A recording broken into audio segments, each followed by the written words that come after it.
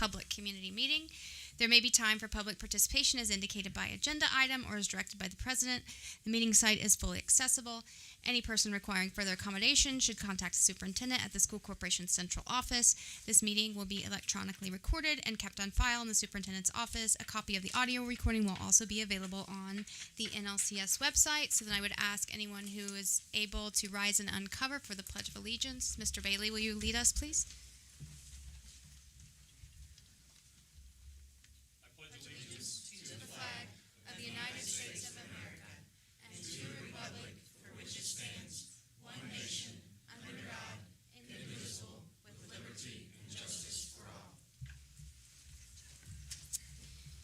And at this time, we would like to take a brief moment of silence for a student, Devin Brown, who is an NLCS student who recently passed away.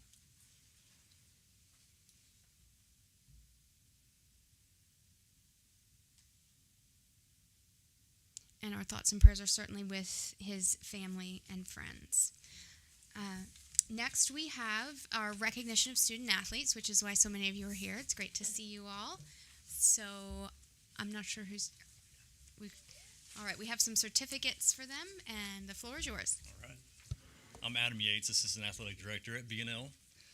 We have some outstanding student athletes from our winter sports to recognize this evening, and we want to thank the board for giving us this opportunity.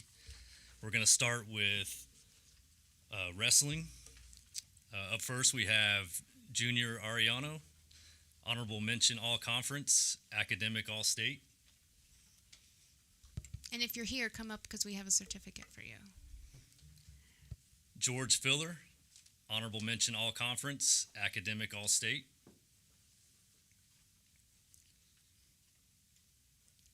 Ethan Stankham, Honorable Mention All-Conference, Academic All-State. Bingo, got one. All right.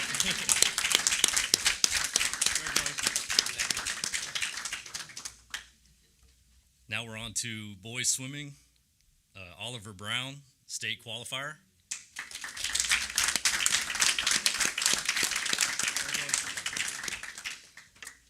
Isaiah Connor, state qualifier.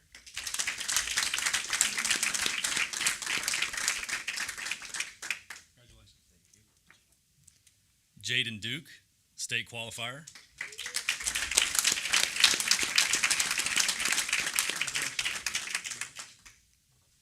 Isaiah Eichel, state qualifier. And Garrett Gabhart, state qualifier. All right, on to boys basketball. We've got Noah Gillespie, all-conference, academic, all-state. He's at baseball. And Patrick Matson, all-conference.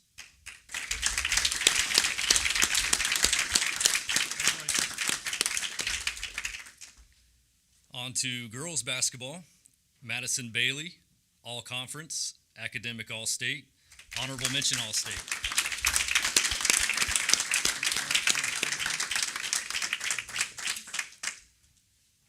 Miley Sherrill, honorable mention, all-conference, honorable mention, all-state. And Chloe Spreen, all-conference, all-state, in this year's 2024 Indiana Miss Basketball.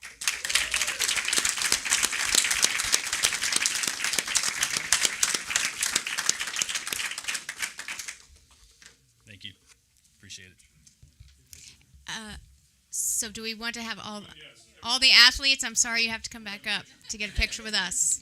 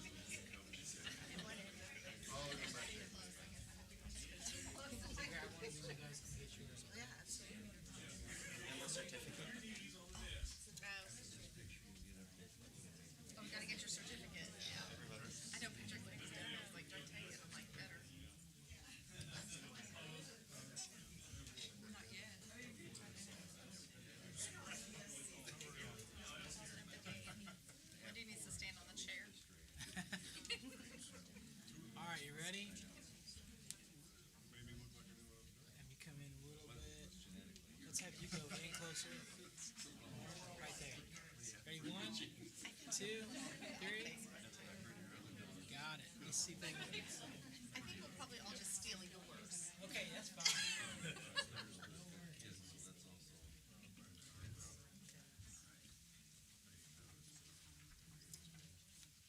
Did you get a better one? Because I got an angle and I couldn't see it from. There we go. I just want to take that. Go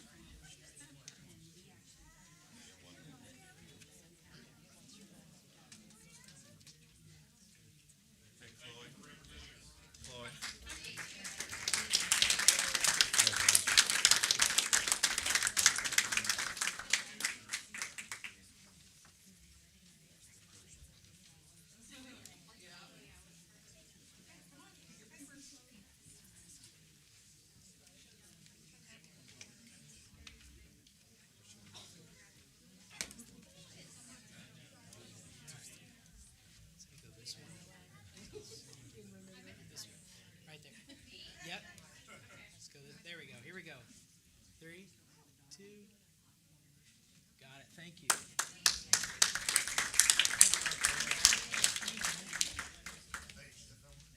Coach, thank you. Yeah, thanks. Good seeing you. All right, thank you. And if you are a student or a parent who's here for that, you can feel more than free to leave. I think most of you have, but you don't need to feel obligated. So I didn't mention, but all members of the board are present. So now I would entertain a motion for approval of the minutes from March 21st, 2024. Mr. King makes a motion. Mr. Parsley seconds. Do we have any discussion? All right. All those in favor, please signify by saying aye.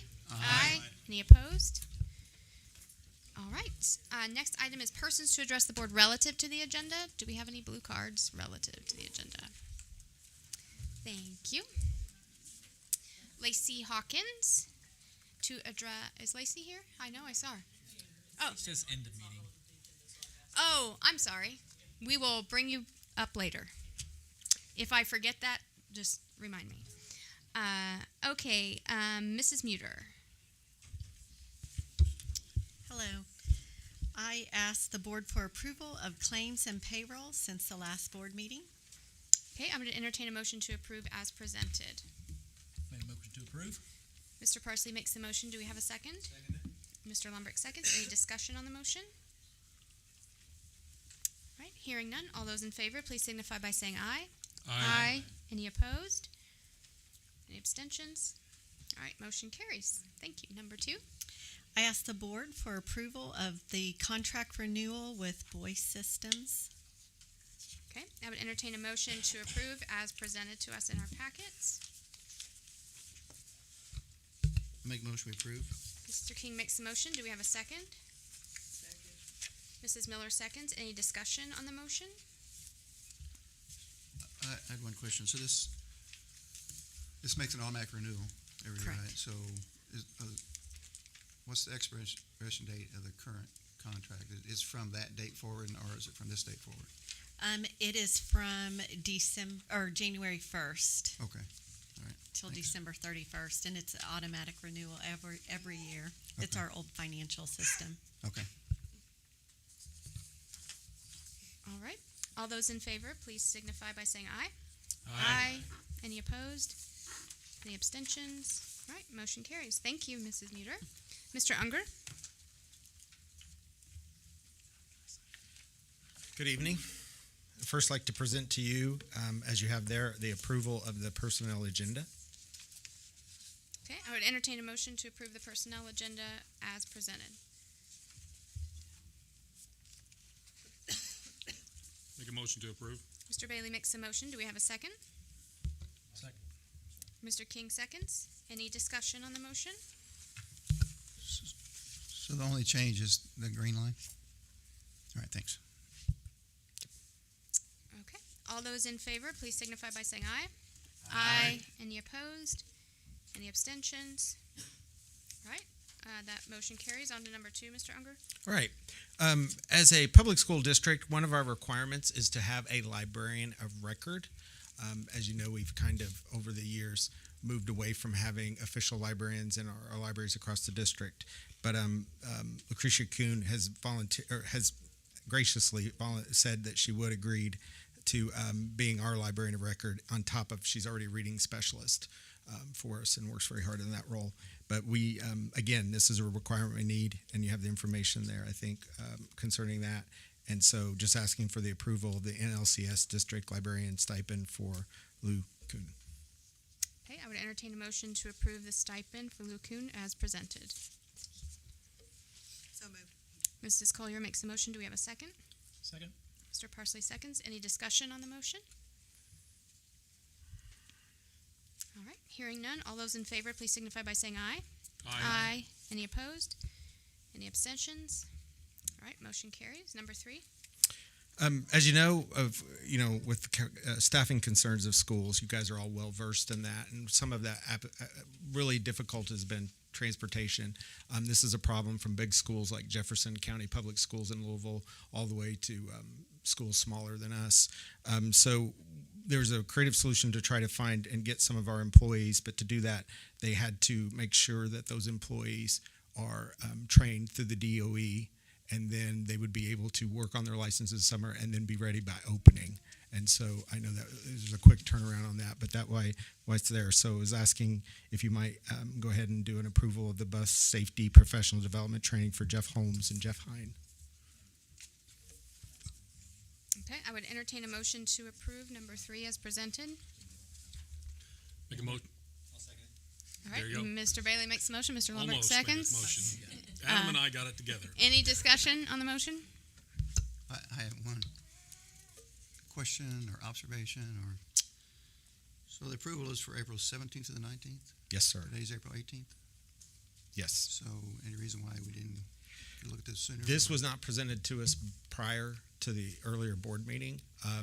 One, and I'd say the reason too is multivariate. I think one is they couldn't find people that they needed, and this was a creative solution to try to fill that void. I think second, if you look into our school policy, we have a clear thing about professional meetings for our professional certified staff, but there's really not much in it about for our support staff. And so I almost would say it's been non-existent in the past for people who have been support staff roles. So that department, we've now recommended they start to use the professional development, and they already did. So you'll have the form that they filled out, but they were even unaware of that. And so we're trying to now. So the whole idea was it really hasn't been done that way in the past. Going forward, we would like to do this method. And so I think that combination is why we're seeing it here. The idea was that if it was denied by the board, then we would use their PTO, but that would be their personal PTO. And so we really think that since these employees are doing us a favor by helping in these support positions, that we should pay for their professional learning that day. So basically we're paying for their regular employment. There's no extra stipend on top of that. It's not like they're getting, it's just they're doing this and helping us out. I think both will do a wonderful job in this role as well. And so that was that's why we presented it this way. But I would like to say in the future, we're going to try to make sure that we do things prior. We've never voted for this, ever, to my knowledge. For the training? Because we've always paid for it. Yeah. But as far as I know, we've never. We don't send very many staff members, though, current staff members. But when we did, Yeah. even when we did the last couple, Yeah. we didn't. But even the I was just worried- non-staff members yeah. that we paid for. I was just concerned Right. that it started yesterday and we're proving it today. Right. That's all. Yeah. We need to be proactive. Okay. And also I'd I'm like more concerned about the date than the form. I- It started yesterday. We should have approved it. Right, okay. Yeah, and I want to underscore, I don't want this to just be a bureaucratic formality either as we do support staff. I think we need to have the disposition that we also need to train those people. Some of them need to be trained in TBRI, like our teachers. Some of them may need to be brought up on OSHA. These things need to be done. And I also think as we're being more mindful of the number of employees, we need to increase the competency of who we have. So, these employees are valuable. I know I have conversations with our custodian here, and she's wonderful, and she does a good job and cares about this school. And, she's just as valuable as any of our other employees. Okay, any further discussion? Thank you. All right, all those in favor, please signify by saying aye. Aye. Any opposed? Any abstentions? All right, motion carries. And I think you just have an FYI. Yes, the last item is not for approval. It's just a job description of the NLCS lead school bus mechanic. This hasn't really been an official position before. I think it's needed, especially for nurturing some of our younger mechanics and creating a system there of support. So we wanted to go ahead and give you what a description of that looks like. And then I think later you will vote on that.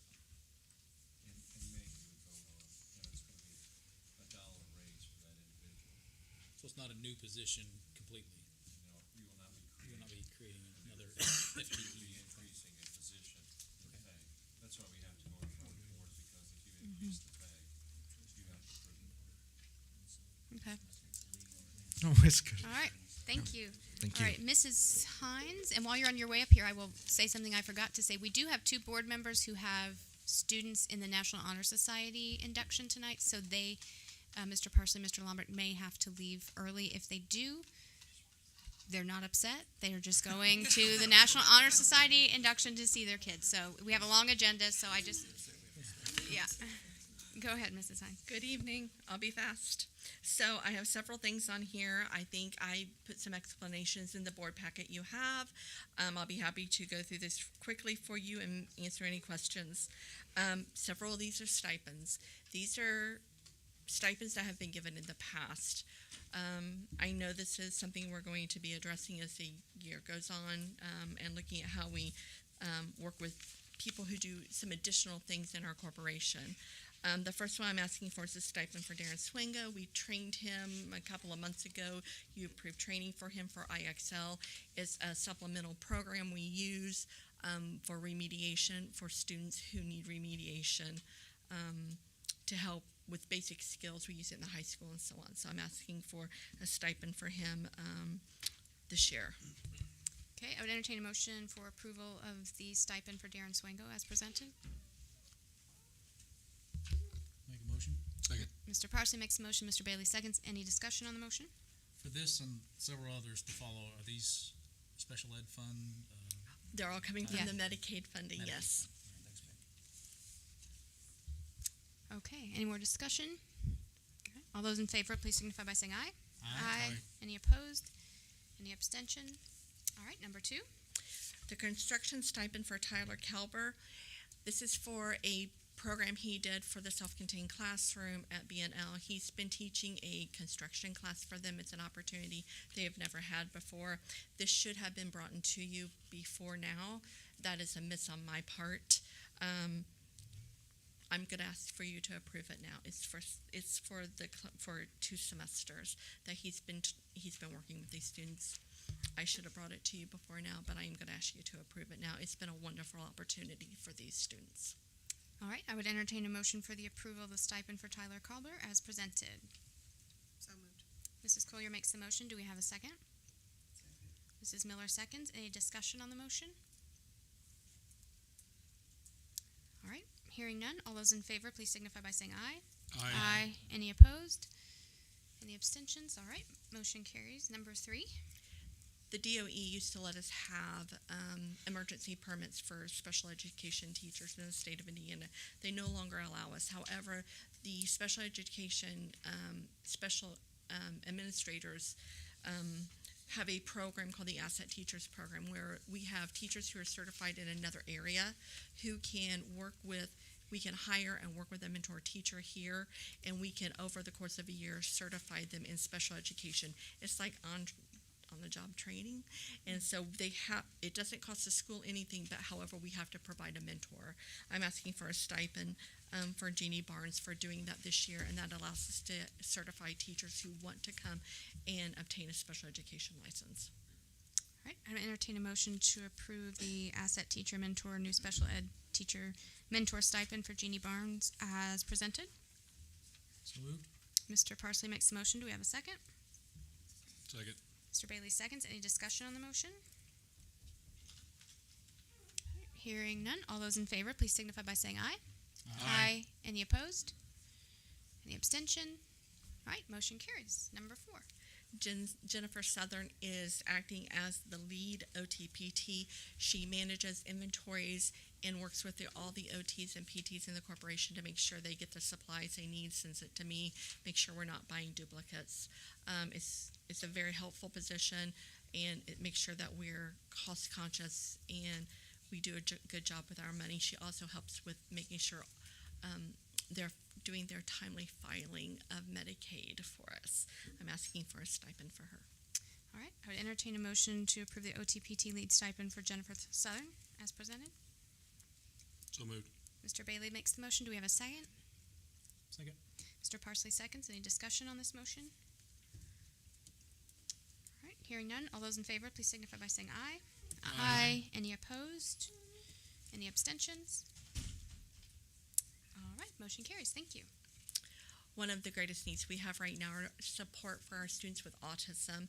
In the state of Indiana, we have a cadre that Susie Swingo belongs to.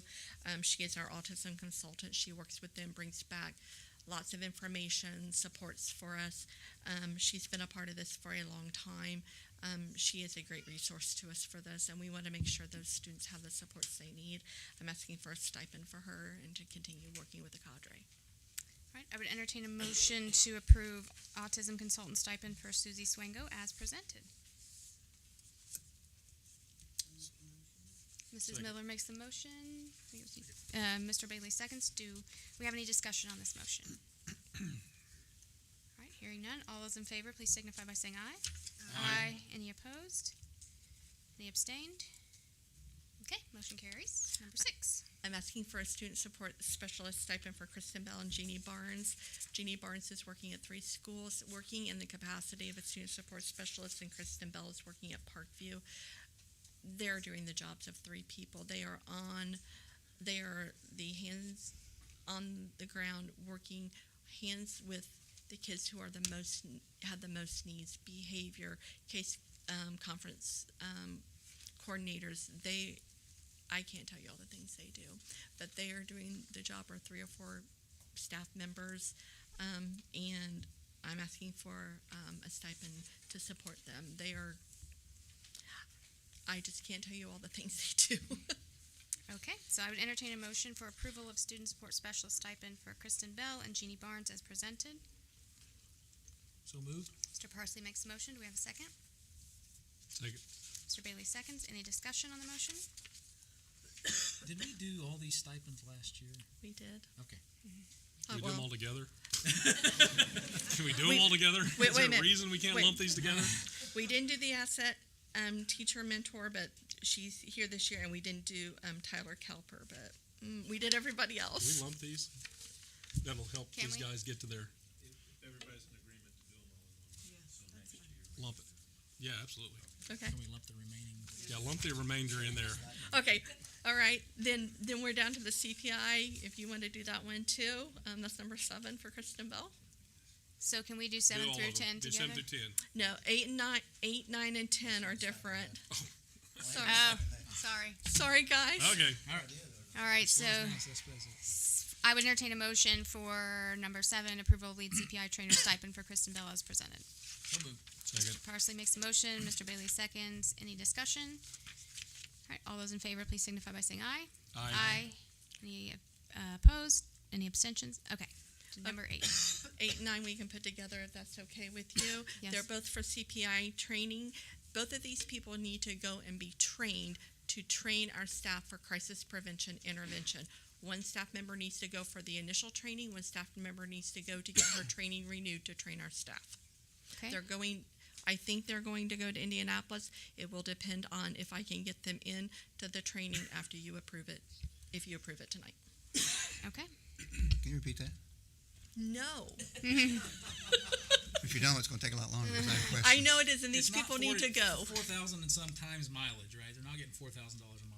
No, that's what it costs to that's what it costs to go get trained, That's though. the training, but That is the cost for the training. Plus mileage and stuff. Plus mileage and hotel, depending on where but they the go. goal is to make it in Indianapolis. The goal is to make it in Indianapolis. Thank you. Thank you. All right, I would entertain a motion for numbers 8 and 9, the crisis prevention intervention training as presented.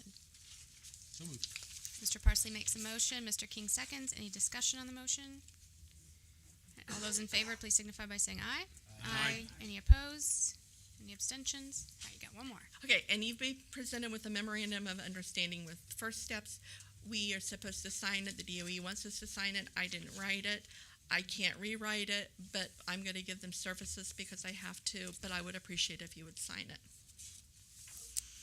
Okay, I would entertain a motion to approve the MOU with First Step Southeast as presented. So moved. Mr. Bailey makes the motion. Do we have a second? Second. Mr. Parsley seconds. Any discussion on the motion? I have a question. Request, I'm sorry, not a request. If sometime in the future, First Steps is going to rewrite MOU, could you get me on that committee? No. They need help writing their MOU, so if they ever do that and they reach out to you, let me know. Thank you. I will. These are awful. All right. But they should be signed. All right. Any other discussion? All right. All those in favor, please signify by saying aye. Aye. Any opposed? All right. Motion carries. Thank you, Mrs. Hudson. Thank you. And you can just read these together and we can approve these. Okay, great. Unless I'm here to ask for approval of stipends for the Dollins Elementary teachers and staff who facilitated Family Engagement Night in April at their building, and for approval for stipends for the building leads at Dollins and Lincoln. Lincoln's night is tonight, so next month I will present the stipends for the people who work that night. Okay. I would entertain a motion to approve the stipends as presented in letter H, items 1 and 2. So moved. Mr. Bailey makes the motion. Do we have a second? Second. Mr. Parsley seconds. Any discussion on the motion? I have a question. First, I like the title Family Engagement Night. My question is, would you consider family engagement to be the normal duties of a teacher in our corporation? It's outside their contracted time, so the teacher's contract states that The we term pay. family engagement, would you consider that to be part of their normal duties? No. No? So they don't engage with families at It's all? outside their contract time. So there's a stipulation in our teacher's contract that states that anything done outside of their contracted time, they're compensated for at the ancillary pay rate of $32.59 an hour, $33. So we're really talking about $66 per person. Understand. All right, but, okay. The concept of family engagement. It's in the teacher contract that this isn't a choice, that we're just being kind and paying them. They're outside their contract hours. Is that correct? Being kind, okay. All right. Any other discussion? All right. All those in favor, please signify by saying aye. Aye. Any opposed? Nay. Any abstentions? All right. That motion carries 6-1. Thank you. Thank you. Dr. Miller. The other Dr. Miller.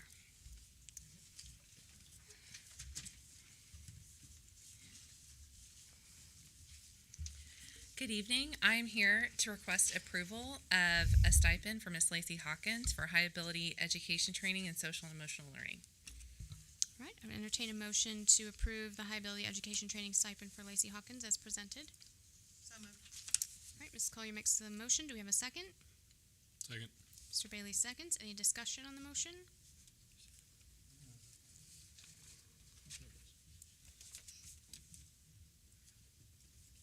You have a question? I have a question. Okay. I have 4 questions. Okay. I want you to answer the first 3. So, the school corporation pay for this training? It was out of the high ability grant. Yeah. Okay, okay. And the teachers who took this benefited from the training? So, a couple things. One is that this training was offered the last 2 years, and teachers who participated in that training did receive a stipend. I'm asking about the stipend. Oh, but what I'm saying is that they did receive a stipend. Any teacher that completed the exact I'm same not asking training. about the stipend. Oh, sorry. So, I'll get to that in a second. So, through the grant, the school paid for this training? Yes. Okay. And the teachers who took the training benefited from the training professionally? I believe so, yes. Okay. Well, hopefully they don't send them again. And if the teachers who took this training put this training on the resume, it strengthens the resume. Is that correct? I'm not sure if they put it on their resume, but they could. I mean, it's training they had and it's high ability, and they go someplace else, they might want that. That's true. So my next question is just rhetorical, you don't have to answer it. But if the school corporation is paying for the training, the teacher benefits from the training strengthens the resume, Why would we pay them a stipend? You don't answer that. Because we don't want to be tagged as a cheap school system It's that not. doesn't support our teachers, We're and they go supporting- someplace else where the school will We're pay that because virtually every school does that. We're supporting our teachers by sending them to training Mhm. and employing them, okay? Yeah, did you ever have to pay for any training you received at your job? I mean, no teacher's gonna wanna pay for their own training. I'm not saying we're not gonna pay, I said we're paying for the training. He's talking about the stipend in addition to paying for the training. I'm assuming is the training outside of their traditional hours? Yes. There you go. Any further discussion? All right, all those in favor, please signify by saying aye. Aye. Any opposed? Any abstention? All right, motion carries. Thank you. Thank you. And now I think Miss Terrell, is she here? Oh, there she is going to present on the college, the Grow Lawrence County K-12.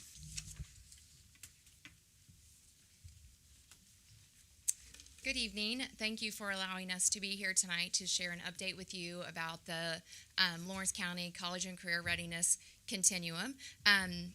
Miss Jessica Jones, she's the assistant superintendent at Mitchell Community Schools, and Mitchell is part of this work along with North Lawrence, and we have been working together on this initiative, and she's going to start her presentation tonight.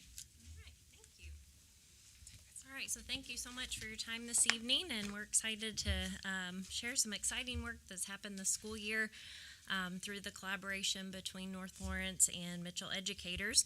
We thought it might be helpful to share a brief history, including kind of the origins of this project with you all. So during the summer of 2021, so a while ago, Joe Timbrook and the Lawrence County Economic Growth Council gathered several community service organization partners to start to brainstorm some ideas for the IU Health Community Impact Investment Fund grant, which has several focus areas, but the ones we were really focused on was the workforce development projects and then also the education attainment strategies.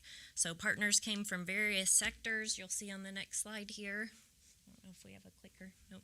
Okay, so we had the birth to 5 sector. We had the kindergarten through grade 12, which we were part of. Our adult sector, and then family support sector. So Joe and team made a proposal on our behalf, and in December 2021, we received the grant of $300,000, and that was for all the sectors to work together, so not just our K-12 group. But we also received match money from several community organizations, and our K through 12 sector's major focus was on the development of a college and career awareness continuum for kindergarten through grade 12. So on the next slide, you'll see some of the match fund participants. So you can see there's a wide variety of community partners that supported this work that we were doing in the community. This next part gives an overview of the what, the why, and the how for our college and career awareness continuum. And essentially, we wanted educators to work together to design some experiences, activities, and frameworks that all students in Lawrence County would be able to benefit from, believe it or not, starting in kindergarten with thinking about their careers and continuing through their senior year. A major part we know of our job as educators and as educational institutions is preparing students not only academically and socially, but also we want to give students plenty of time to really learn about themselves and their interests and values. And it's as much about what jobs they do like and could possibly see themselves in as it is about finding out what they definitely don't want to do. So you can start that very early as kindergarten, and any of these careers could be joining the workforce immediately after high school graduation or going to higher education or into the military. So our how behind the work was we gathered a team of 20 plus diverse but interested educators from North Lawrence and Mitchell. And they all participated in what ROI terms the design thinking process to create this continuum. And ROI, Regional Opportunity Initiatives, they've been a big partner in our region and have facilitated this work with other school corporations. So they were chosen to facilitate and lead this work. We also had 2 board members, one from each corporation. So Mr. Bailey sat on this team, and then Crystal Shetler from Mitchell sat on the team, and we had 2 community partners as well. We attended 4 workshops throughout this school year and had some subcommittee team meetings with design team members, our school counselors. We pulled them in from both districts at certain points, and then our building and district administrators from each corporation were able to put their stamp on the work as well. We invited our building principals to participate in a debrief meeting with ROI, Ms. Terrell and me, after each workshop to stay informed on the work. And this next slide then includes the team members. If you want to take a look at everyone on our design team. Kelly's going to share more about the design thinking process that we did with ROI, as well as some of our workshop activities. And we'll end with the final product that they were able to accomplish this school year, which I think is pretty amazing when you take a look at it. So again, thank you for your time, and I'll turn it over to Kelly.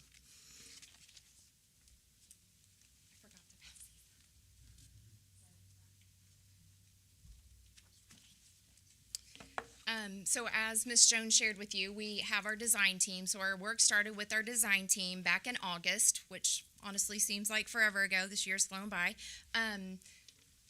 Click, yeah, thank you. So there were 4 phases to this process. Our first phase was the discovery phase. And during the discovery phase, we collected and analyzed data. We identified our key stakeholders that we were going to talk to throughout this work. Our design team identified our stakeholders as parents, students, community partners, teachers, and our administrators. And during the discovery phase, we interviewed parents and students and teachers to collect data, and that allowed us to listen to what their hopes were regarding college and career readiness for students in Lawrence County. In our second phase, in our second phase, we identified what do all students need to become college and career ready.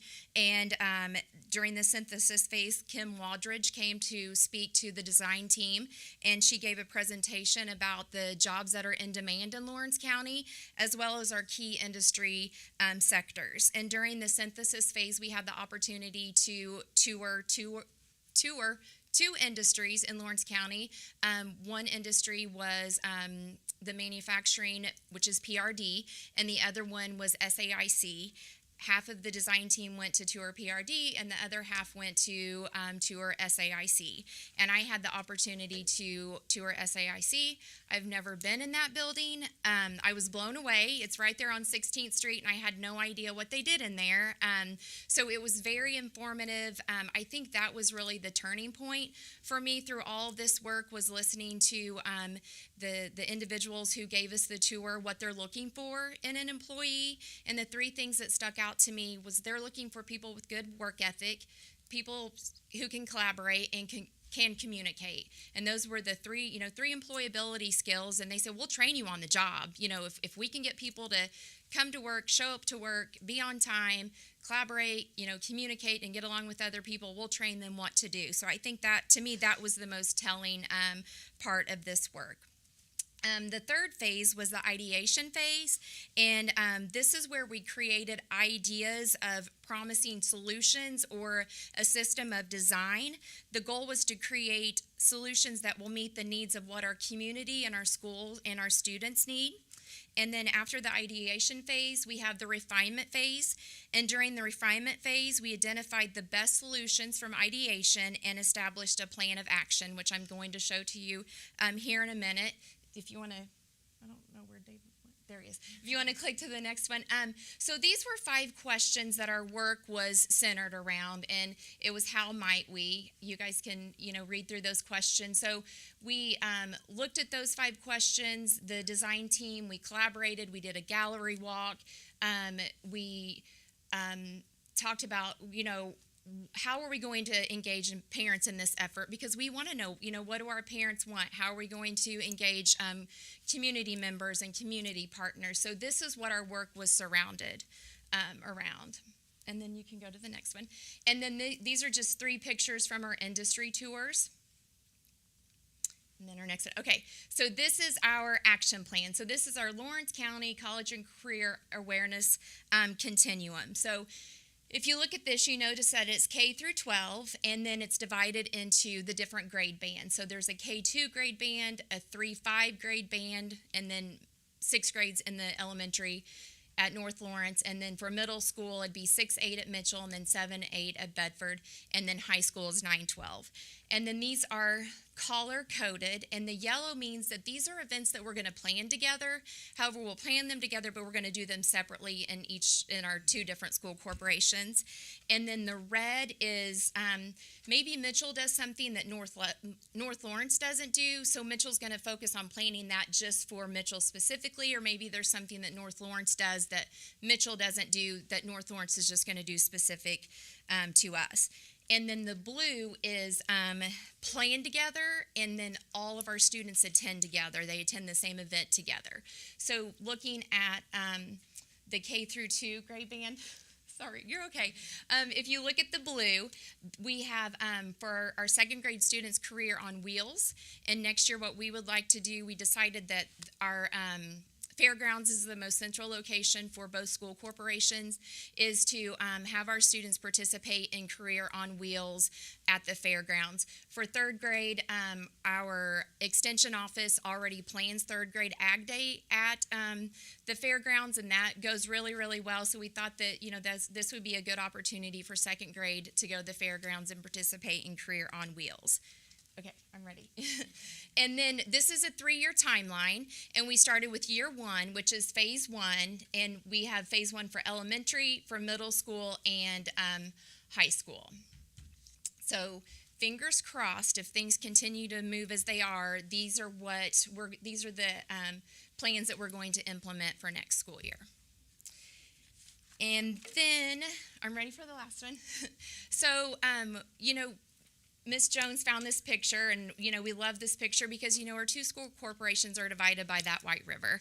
And I have worked in North Lawrence, and I've worked in Mitchell, and I've been in education for many years, and I may be wrong, but I can't think of a time when our 2 school corporations have come together to do what's best for all students in Lawrence County and give them those equal opportunities. Through our work, we collaborated. We connected, our 2 school corporations connected. You would never be able to tell the North Lawrence, teachers from the Mitchell teachers. The collaboration was so great. And then, we really thought of our community. What does our community want? What does our community need? How can we keep our kids at home? What can we do to, provide them with experiences, exposure, and get them to come back home? We want our kids to come back. And then, we're just truly trying to grow Lawrence County K through 12. So thank you for your time. Do you guys have any questions? And if you need to go, you can it's fine. Just head on out, I understand. Thank you very much. Does anybody Yeah. have any questions for Ms. Terrell? Okay. Very exciting. Maybe just one comment. Okay. Sorry. I will say, the group, it was nice to see the group come together and work together as one. I mean, it wasn't an us and them mentality. I think mostly we're getting beyond that when you keep us off the sports fields. So it was good and I will say the Mitchell group were very passionate about it. I mean, maybe even more so somewhat than we were, but they jumped in and they ran with it. So it was good. I think it'll be a good project that will continue to grow over time, especially if Joe keeps throwing money at it. I think Joe had a question or a comment. Thank you so much. I'm not on the agenda, but as far as implementation, she went through the steps and kind of where they are in this process. Part of the implementation process, one, is tonight to share this information with you.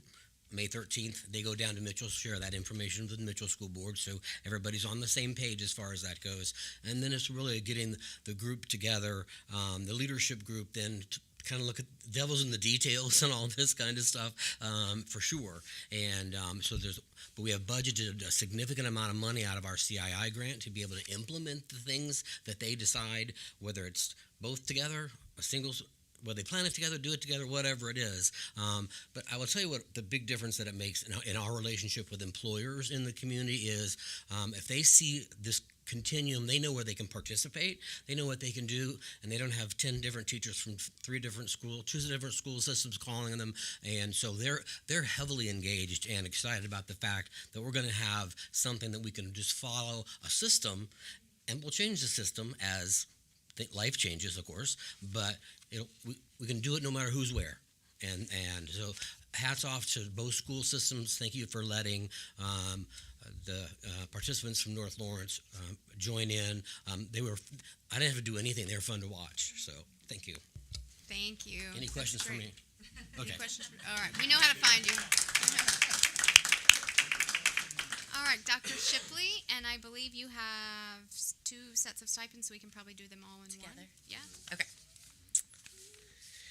Okay, so I'm here to request approval for the stipends for staff assisting with the Health and Wellness Night on March 19th, and then to request approval for the staff members listed on your sheet to receive a stipend from the Healthy Meals Incentive Grant to serve as garden caretakers for their buildings. So they'll assist with growing the food, harvesting the food, involving students, assisting with taste testing experiences, and NLCS will be fully reimbursed for the garden caretaking portion of it once I submit the reimbursement request. Okay, I would entertain a motion to approve both L1 and 2 as presented. Mr. Bailey makes the motion. Do we have a second? Mrs. Miller seconds. Any discussion on the motion? All right, hearing none. All those in favor, please signify by saying aye. Aye. Any opposed? Any abstentions? All right, thank you. Thank you. I think I saw Mrs. Redmond there. She is. Come on up.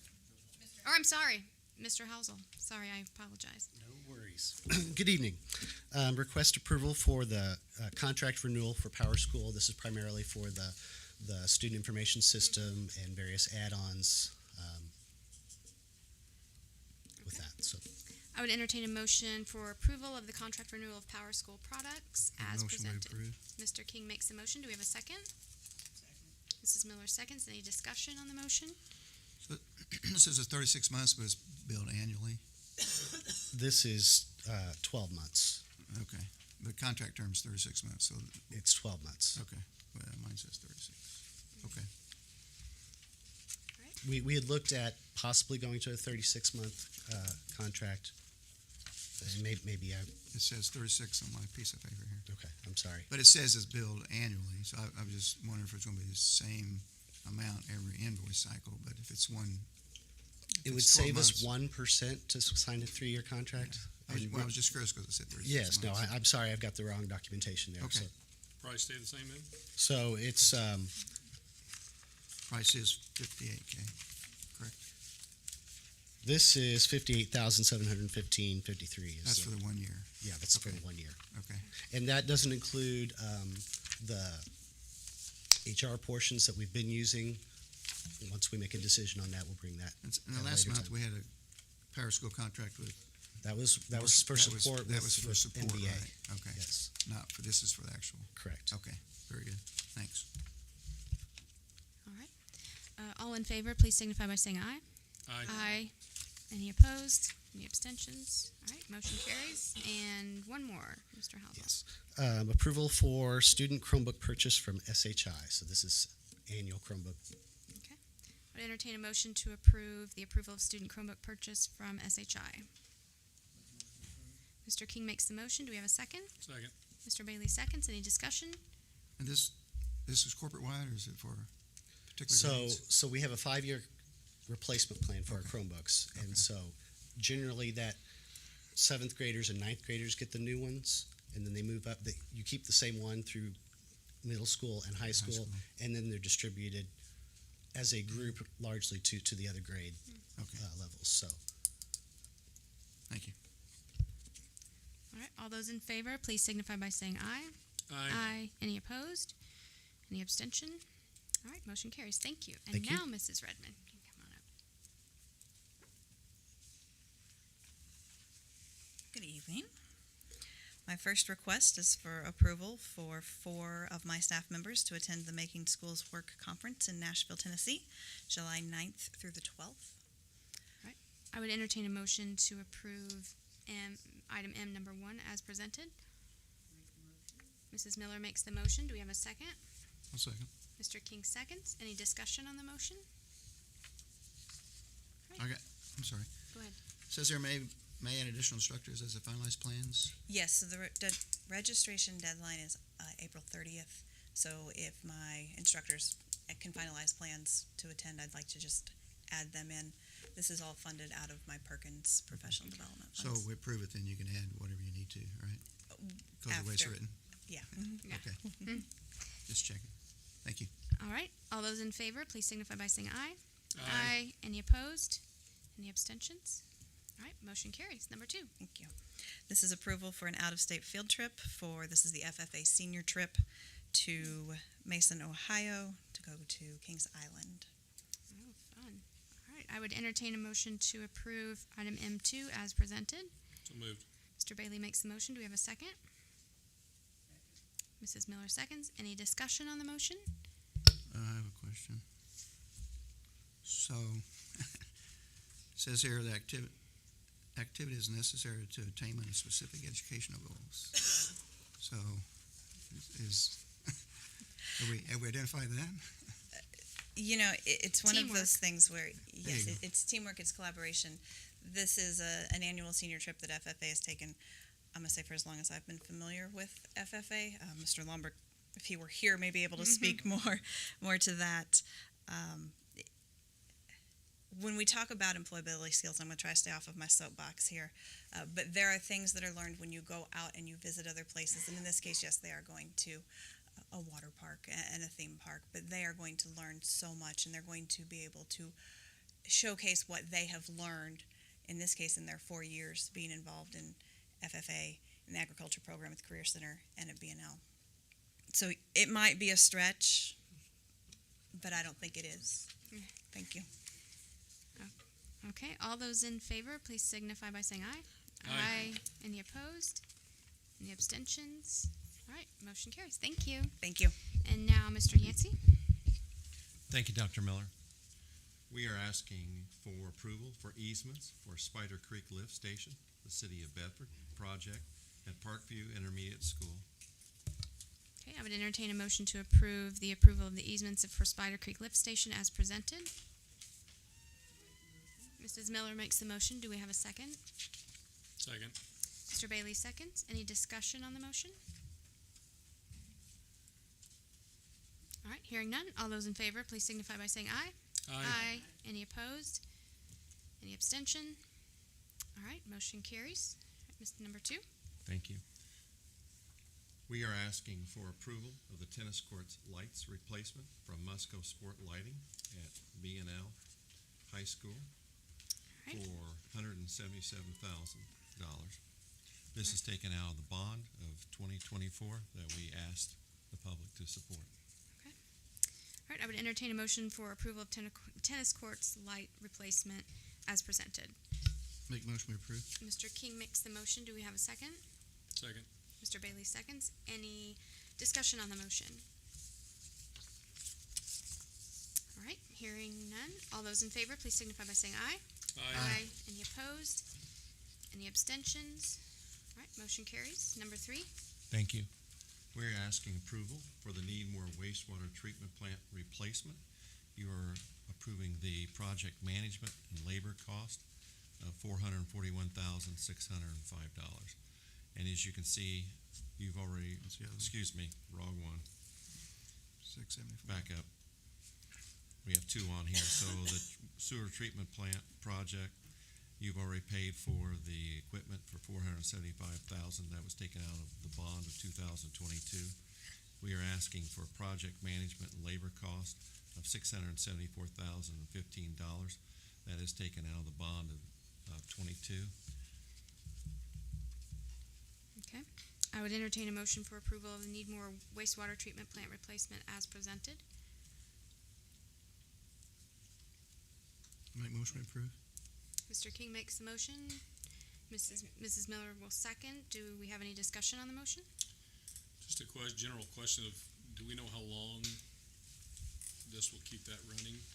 I mean, I'm assuming we haven't done anything since the building was built. Yes. It was built in 85. Really? Wow. Okay.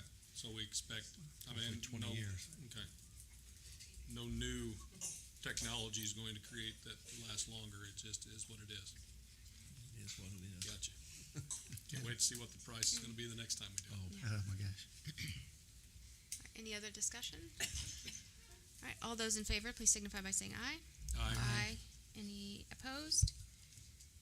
Any abstentions? All right, motion carries. Thank you. We are asking approval for the project management and labor B&L HS chiller replacement from Performance Services. So if you take a look at your graph, we paid for chiller 1 out of bond 2022, and we paid for chiller 2 out of bond of 2024. That totaled $576,900. That's already been approved. Now we have to pay for the project management and labor cost. That came in at $441,605. That would be taken out of the bond of 24 that you just approved. That is a total project, I just want to make sure you know the total, of over $1,018,505. It is expensive to do HVAC. All right, I would entertain a motion to approve the project management labor for BNLHS chiller replacement from Performance Services as presented. All right, Mr. King makes a motion. Do we have a second? Mrs. Miller seconds. Any discussion on the motion? Remind me, is this the entire building, part of the building? This is the 2 chillers are on the side of the building where the smokestack was that we took out. Those will be replaced. The question is when we're going to replace them, because we might need 4 to 6 weeks to replace that. So we're going to have to work with Performance Services and the principal to figure out when we're going to shut the building down to be able to change out the chillers. We ordered the chillers because it's a 6 months to a year wait. So I would have to ask Steve, he's here, if those chillers have actually came in yet, that we ordered months ago. They're all looking at each other. They're still, Scheduled delivery currently. yeah. So it's a long time process, so. Any other discussion? Oh, hope not. What? Yeah. All right. All those in favor, please signify by saying aye. Aye. Any opposed? Any abstentions? All right, thank you. And now it looks like we have a presentation from Performance Services on replacing Shawswick's HVAC and Needmore's HVAC and a new middle roof. Okay. Thank you. Thank you. Thank you.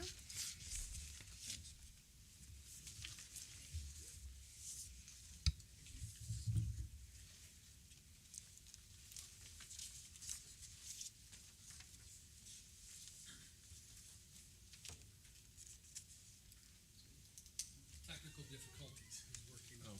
So he's gonna try and convert the PowerPoint into a PDF, I think. Hopefully it'll come up. Hey, you can wing it. We've got it. Got it.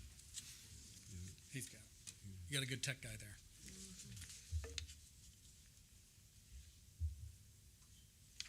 So we will try and go quickly. I know it's been a long night for you guys, so we'll zip through it and stop us along the way if you have any questions. I'll start off by introducing our team, why he gets us. My name's Steve Thelman. I'm a business development manager with Performance Services. I've been with the company for a little over 25 years now, and my focus has been K-12 schools in southern Indiana for that time period. We also have Neil Fleck, who is an engineering supervisor, kind of the lead on the Playful Pathways project, and then also kind of analyzing the current facilities. 16 years as a mechanical designer and 13 years with Performance Services. We have Doug Franklin, who is one of our senior architectural designers, 16 years as an architect and 5 years as with Performance Services. He grew up here. He went to Needmore. He was in 3rd grade in 1986. The same systems, the same wastewater treatment plant, the same 38 years ago. I didn't mean to date you there, Doug. Is that Mr. Franklin's son? Yes. So his dad was a teacher. I had Mr. Franklin at Needmore all those years ago. Funny. So yeah, his dad was a teacher, I think, for 33 years. Still, I guess, does the scoreboard stuff. So anyways, and then we have Paul Thoman, professional development engineer. He's been with Performance Services for 8 years and also in mechanical design. So Can I, so while we're waiting, can I poke you a little? yes, please. So, because I know that the previous superintendent was over that project, have we got the auxiliary gym leaky roof fixed? Or do you know about it? Are you aware of it? It leaked all winter. We were putting, every time we would go out to utilize the auxiliary gym, there was a leak. And it was above one of the chiller, or one of the units that you guys put on the roof that it was leaking. Originally, you didn't have it sealed, and then you guys, I think somebody came back, and then it was still leaking. Now, I don't know where we stand on it. That's why I asked that question, is did it get The fixed? auxiliary gym at the high school? Yes. I was not aware that there was a leak. Okay, there's a leak. Okay. So you might Well, ask, again, that's the- Donnie. Yeah, I asked They- the question, and obviously we've had some moving Was it parts and different people. So The it, unit we replaced? whatever Yeah, you it's guys a new did, unit. yeah, Okay. you put a new unit on the Yeah, roof. well, make us aware of that. That's Yeah. it's on So us to I get can that tell fixed. you where it is so. if it's. Yep. We, No, I know where we'll it talk. Yeah. So it leaked all winter. Every time we were out there, and there was snow or rain, it would drip in that one area. So. Yep. Okay. All we Good got to to know. do. Yep. 'Cause We'll I was make sure we cursing you fix every it. time. Why aren't they fixing this? Well, you didn't know. Wasn't aware of that. So, All right. So real quick, I'm just gonna, since we haven't been able to present to you in the past, I'm gonna give you just a quick snapshot of kind of who PSI is. Talk a little bit about the design and bidding process, kind of what we go through to make sure that North Lawrence Schools is getting the best value for their dollar. And then we'll hit Needmore and Shoswick. HVAC needs some replacements there. So this is just the company fact sheet. It's on this third page. I'm not going to go through all this. Again, we've been working with K-12 schools here in Indiana for 25 years. We have done more guaranteed contracts and design build projects with K-12 schools than all of our competitors combined. So we've got a wealth of knowledge within our organization, over 740 projects encompassing over 2,000 buildings.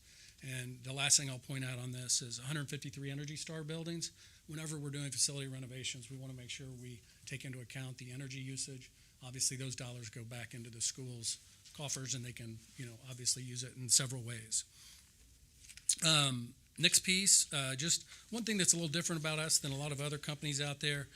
We have all the major disciplines in-house to design and build a project. We've got a large seasoned architectural group.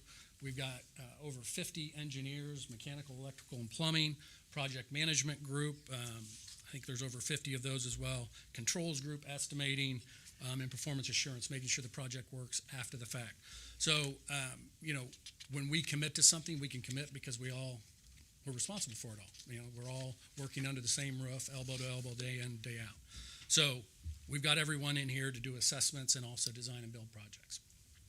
As far as the process we went through, the first thing we did, and this will associate really with Shoswick and Needmore, we've done 2 or 3 facility assessments here over the years. We identified the highest priorities, met with your leadership team, and agreed that these were the next highest priorities.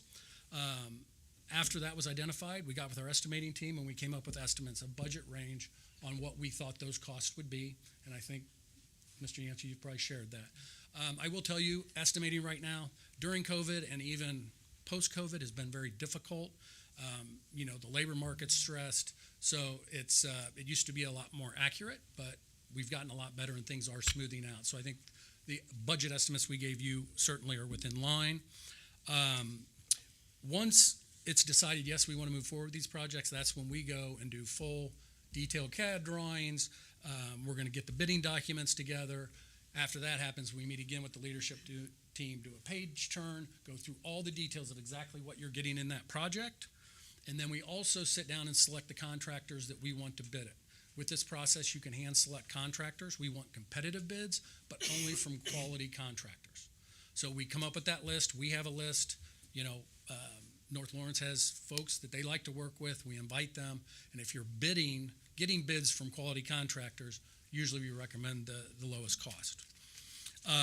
And then after that, we compile all the bids, we vet them, and then we meet with the owner and go through what we call as our open book pricing. And that's basically every dollar is shown on where it's going in the project as it relates to equipment, subcontractors, what the design fee, all of those things are in one sheet, and we share that with the owner. Once that's done, then they make a recommendation to the board, and then the board says, yes, this is the scope and costs that we are approving, and you move forward with the project. The next two slides are fairly similar. I'm going to skip this first one that says cost structure. I'm just going to go to cost comparison just because it kind of lays out two different methods in a sense. So the way PSI, the way we've done things for many years, we found out that the more layers of markup you can eliminate, the more dollars that go back into the project. So we don't allow subs of subs. So we get mechanical bids, insulation bids, sheet metal, test and balance, because as soon as you allow subs to have subs, those layers of markup, if you look over to the left side, you look at a subcontractor that's going to a control contractor, to an electrical, to a mechanical, $1 widget certainly quickly turns into a $4 widget. So we try to eliminate all of those layers of markup. And then the last thing I'll hit on is just our open book pricing. This is something we came about 18 years ago, about 7 years after we started the company. And we were finding that school boards and administrators, they're like, how do we know we're getting a fair shake? How do we know we're getting competitive pricing? And we said, we get competitive bids. Why don't we just share that with the school so they can see what bids were received? So the things, the key components of it, first, we get competitive bids. We reduce the tiers of markup by purchasing all of the equipment directly. We don't allow the mechanical to buy the chillers, the boilers, the air handling units, because if they do, that's one more layer of markup. And a bigger piece of that is we want to order the equipment because back in the day when we didn't, a lot of times the equipment wouldn't get ordered in time, and we're responsible for a timeline, so we control when that equipment is installed or when it's going to arrive so that we don't miss our deadlines. So as we go on, these next three slides, this was actually the open book pricing we presented to the leadership for the Playful Pathways project. And you can see, and I'll point out just a few things. You look at the first section of the mechanical contractor. There was a $200,000 difference from the high bid to the low bid. There was a large discrepancy when it came to the electrical. So getting competitive bids from quality contractors really, really helps put more money back into the project. And so I'm not going to read through all those, but at least to give you a snapshot of kind of what process we take and that you are getting competitive bids on this stuff. So I'm not going to go through the advantages because we're on a timeline, but certainly look through those. I think those are very valuable as you look at what value PSI and the process we use brings. Oh, just in time for me to be done. All right, I'm going to let Neil Fleck, who's the engineering supervisor, come up and talk to you a little bit about Need More and then Shoswick, and unless there's any questions on kind of the process or that I discussed. Yes. Since there are no change orders. Yes. That's from the customer standpoint, but I mean, like if you're into a project and something major comes up that might affect the scope, how do you handle? Okay. Yeah. If it's work progress related as opposed to what the customer wants after the fact. So we commit to no change orders within the scope of work that we present and share. If there have been instances where we decided to replace an air handling unit in a mechanical room, didn't measure the mechanical room, and the new air handling unit was bigger. $75,000 hit we took because we committed to no change orders. Now, if we're doing the project and you say, hey, why don't we replace the lighting in the auditorium or wherever, you can add scope anytime you want, but we commit to no change orders on the scope that we commit to. Okay. And it's really, we measure 3 times cut once kind of attitude. Once you get burnt once or twice with a 50, 60, 70, 80 million or $80,000, we wouldn't be here. Yeah, Sorry, wouldn't be here. We wouldn't be career here. for you. So, but yeah, you're welcome. I'm going to let Neil. All right. Got it. Thank you all. So the one of the buildings that's on the priority list for the next phase, Need More Elementary. Sorry, Doug. Constructed in 1985, 86. There have not been any major renovations since the original construction. There's no central cooling system there, approximately 50,000 square feet, and currently around 115 students. The next slide, you'll see it's just an overview of the HVAC equipment. And you can see the second column from the right there, all the years in red, that the equipment that's beyond its average service life. Now, it doesn't mean it's failed, but it's well beyond what you would typically get out of that piece of equipment. The next slide are just a few photos, one showing the new boiler that was installed, and then the original boiler. Perfect. Thank you. Got it. And then, so the original boiler was original from construction. Obviously, it's well beyond its service life. We would recommend replacing and bringing it up to the same quality as the new boiler, just to improve efficiencies. The pumps there that you see in the center photo are original as well. They're the heating water pumps that distribute the heating throughout the building. And then the third photo is just an image showing the individual condensing units. So there's an individual cooling unit for each classroom there at Needmore, and that's common at Shawswick as well. So it doesn't seem like that may be a good thing. From, if you lose cooling in one room, it wouldn't impact the others, but it really creates some challenges. Humidity control, temperature control, those things are a challenge for that type of equipment. The next slide there, you'll see the indoor unit itself. And so you have a single point of distribution. And so it really is difficult to get good air distribution across the entire classroom. The student that's sitting next to the unit may be cold or extremely hot, and the student on the other side of the room is feeling the exact opposite. The center photo, and these are just a couple of maintenance type photos, but you can see the center there. There are 4 fans in each one of those units, all served by one motor with a single long shaft. Well, over time, those bearings go out, and you begin to the fan wheels are out of balance, and it really becomes distractive to the classroom. And then the far photo on the right is just one of the cooling units that had developed a leak, a refrigerant leak, and once you have to cut in and try and repair those coils, it really impacts the cooling capacity and efficiency of the unit. The next photo there, there are dehumidifiers in every classroom, and that's a product of the cooling system that's there. The cooling's either all on or all off, and there's no modulation whatsoever. The center photo are the original controls for the building, all the temperature, all the thermostats, the calling for the heat to come on, everything is through pneumatics currently.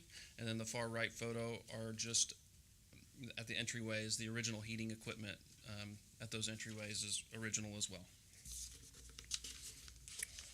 Please stop me if you have any questions. The next slide are just a couple of other items outside of the HVAC system. One, the roof. I know that is one of the topics that's being discussed, and you can see from that photo how you see the stripes around the hoods on the roof. And so what you're seeing there, the lighter color is actually where the grains of the shingles are still in good shape because the water runs around those hoods. And then you can see adjacent how the roof's beginning to turn black. That's where the granules are running off of the shingles and exposing the asphalt shingle itself. So that over time that will become a concern because the UV rays and such will damage the asphalt shingle. The center photo is just an illustration. It's very common, especially in this age of building. There are not enough outlets. I mean, no one could plan for the technology needs of a classroom today. So we want to look at adding those outlets as part of this project to just increase the usability of the classroom. And then the third photo is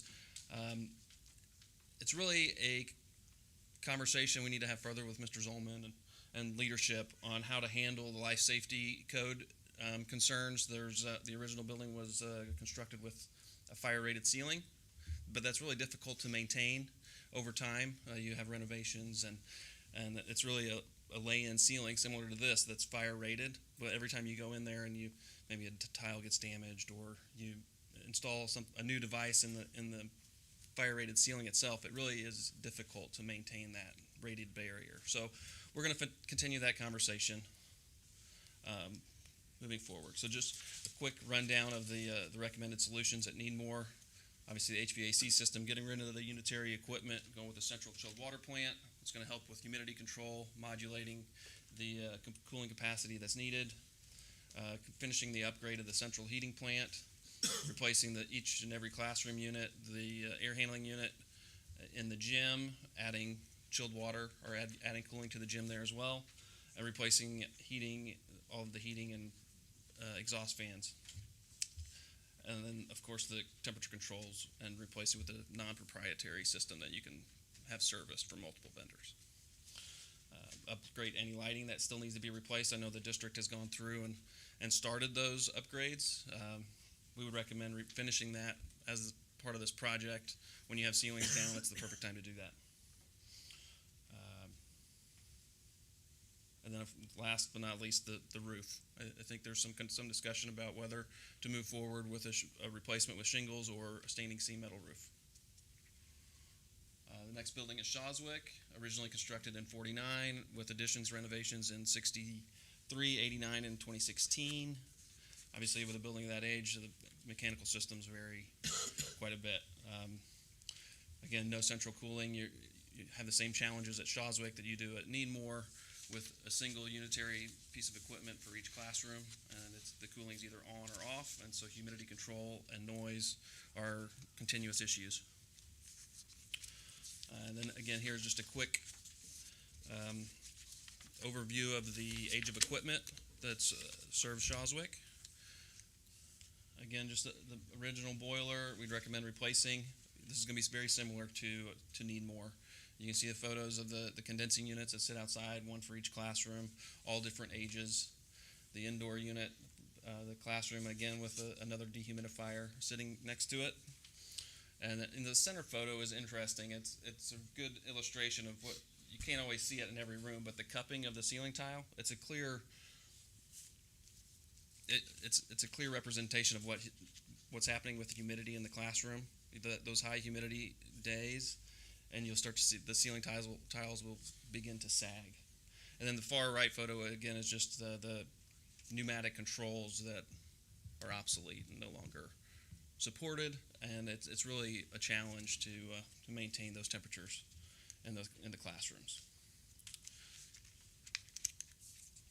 So again, just an overview of the solutions that we're recommending, very similar to Needmore, central chilled water, complete the upgrade of the heating water system, classroom units, upgrading the gym units, adding cooling, extending the chill water over to the west wing of the music wing at Shawswick, and then completing the LED lighting replacement and adding outlets where we can. The overall budgets, I believe these have been shared previously, but need more upgrades. We're estimating or budgeting somewhere between 4.2 and 4.7 million. The roof replacement, depending on the solution, the shingled roof would be somewhere between 400,000 and 500,000, and a standing seam metal roof between 700,000 and 1.7. You're right. Yeah, 1,700,000 and 1,900,000. And then the Shawswick HVAC upgrades, 6.3 million to 7 million.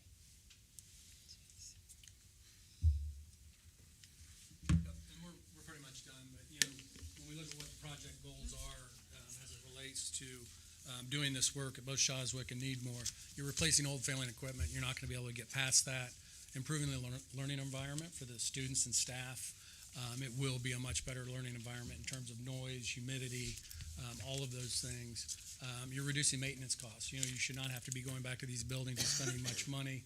Improving operational control with the new digital control system, and what we're proposing with the centralized cooling system, you're looking at a 25-plus year solution. So, as far as the new boilers, I'm assuming that they're much easier to work on, or are they harder to work on because they're more electronic? I mean, used to, I know that we probably had specialists that worked at the school that all they did was work on boilers throughout the corporation.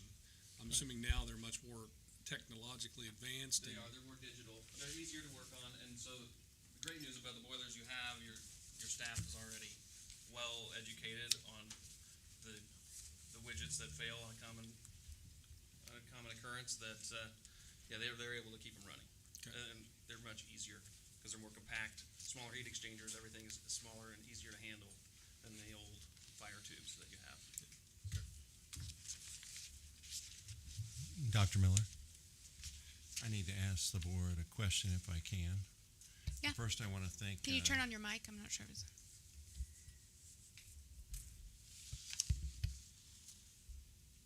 Testing. There you go. Now we can hear you. I want to thank Steve and Neil, of course, from Performance Services. As you know, we've been looking at the needs across the district over the past year of our administration. Now we're looking at improvements to Shawswick and Needmore Elementary. I would like to move forward and request to post a notice of publication. This hearing would be held on May the 9th at 5:30 p.m.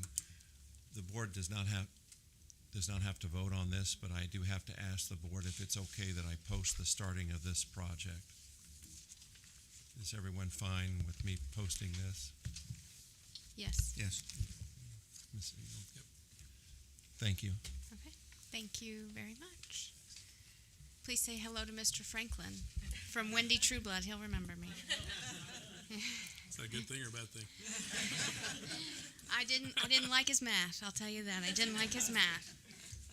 All right. Now we are to persons to address the board. I have one card. Are there any additional cards? If somebody would just, it doesn't have to be all of you, but just bring the cards up to me, and that way I'll call them in order. Thank you. And Lacey, you can come ahead up. For those speaking, I will. There is a 3-minute limit, so just keep that in mind. Thank you. And I won't start it until you start speaking.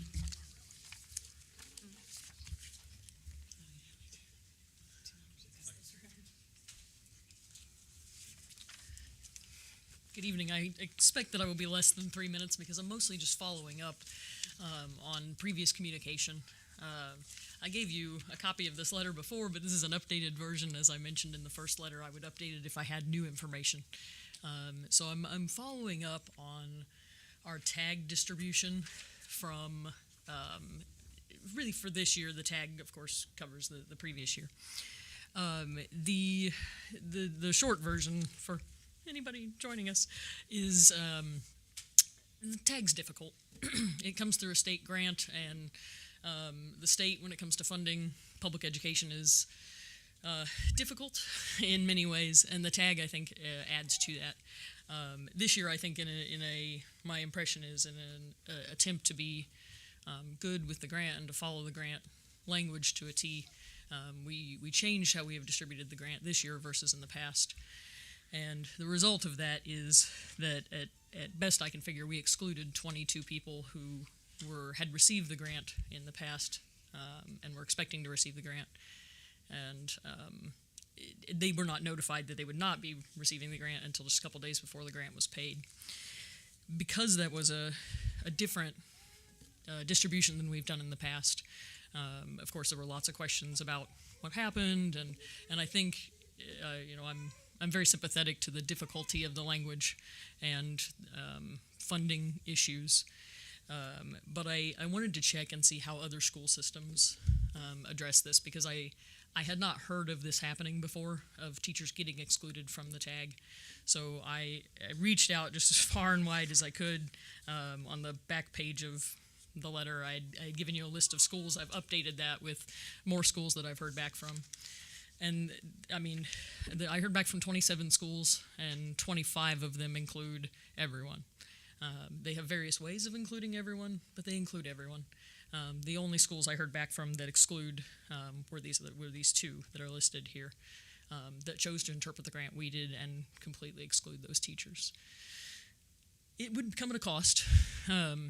Different schools do it differently. Some they interpret the grant in a way that includes all their teachers. Other schools interpret the grant as we did, but they pay those teachers that should be excluded out of the education fund. And I would like to propose two things. One, that we include those 22 teachers that we excluded previously through our education fund. And I mentioned that I'm very sensitive to paying out of the education fund because that is what we bargain and do benefits out of. However, I think those 22 teachers expecting that they were going to get the tag and being excluded was hard on morale, and I think sent an unintended message that we don't appreciate them, as it is a teacher appreciation grant. So We'll take any questions if you have any as well. One clarifying thing: are you asking them to be for us to do this going forward, to include everyone going forward, or just for this last year where they didn't know? I think we start with in paying them this year, and then look at how we want to interpret that grant language for next year. If we choose to exclude them, I think it would be worth considering including them in the education fund, just knowing that so many other schools do. Could you remind us how these got excluded, or why they were excluded? Right. You received this information in packets, right? Okay, yeah. so that's fine. And I'm not calling you out. I just wanted to know if you had this paper.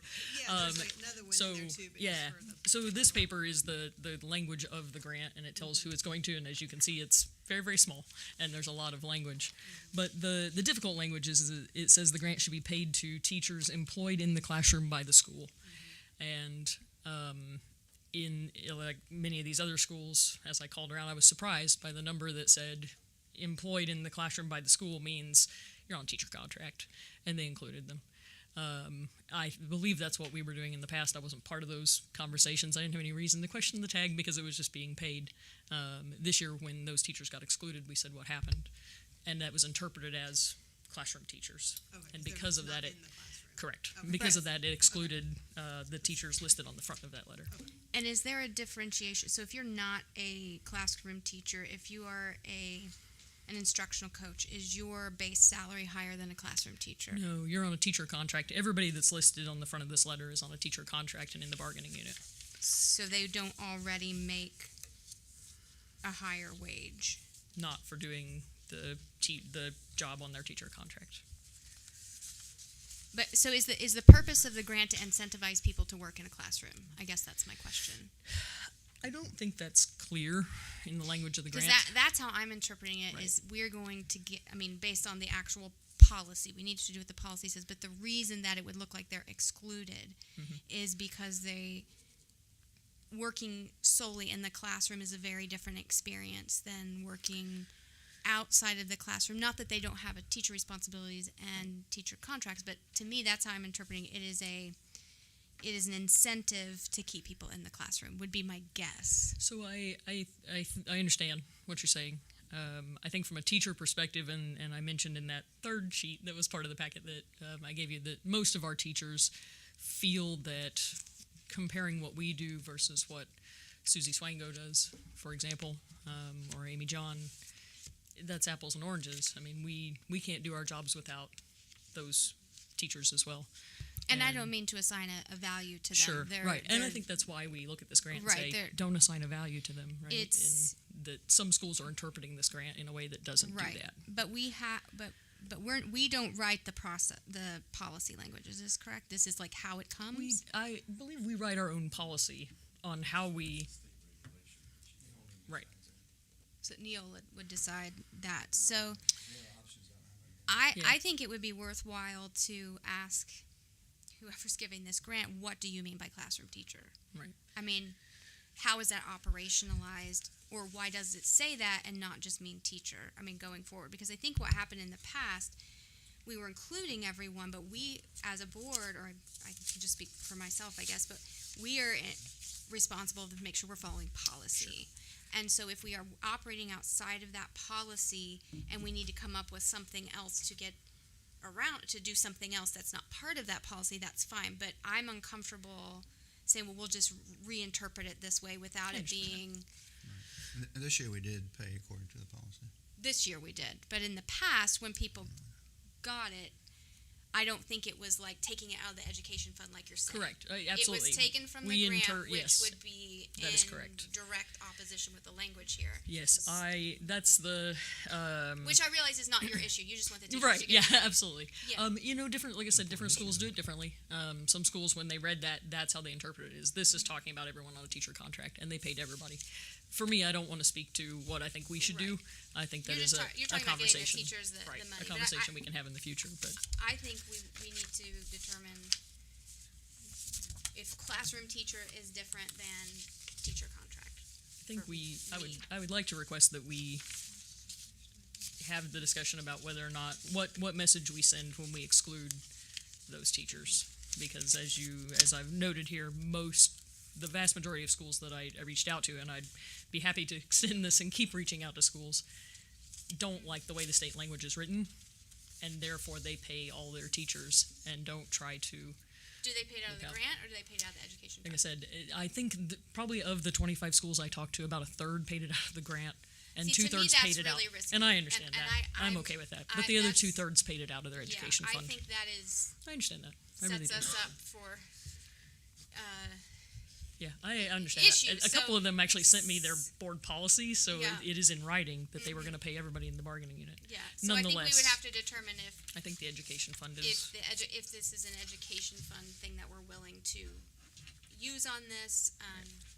We'd be looking at a little less than $20,000 if every one of these teachers qualifies for Okay. the grant and are highly effective. Okay, so it has to do with their evaluation. That's correct. There's two different amounts based on I'll stop. effective I've or said highly it, but anybody else have? Just aren't instructional coaches in the classroom though? I mean, technically, aren't So they there's donating their time? we start getting into some weeds here about who's in the classroom and who's not. And for me, I feel especially bad for our teachers because some of them were offered these positions or headhunted to take these positions. Right. And then 7 days before they were supposed to get their tag, we're told, actually, we're not giving you the tag this year. And some of them took those positions with some trepidation or knowing that, like, I'm taking on a big thing. And our counselors, I mean, in the classroom is difficult. They see students all the time, so they directly work with students. It is a difficult thing, and all of the teachers I have talked to feel like these are our fellow teachers. Yeah, and when they were told they weren't getting it, was it explained to them why that we were actually outside of policy before, now we were inside? Like, I don't want anyone to feel like that anybody just Right. decided. I mean, I believe so. The email from Mr. Younger on December 7th said these grants will now be awarded following specific criteria. So, I mean, it was a little unclear, but Yeah, I think it would be important for them to know that we were rectifying the lack of following policy. I mean, to whoever, so that it doesn't, because if I were in a teacher's shoes, I'd be like, well, why am I not being included?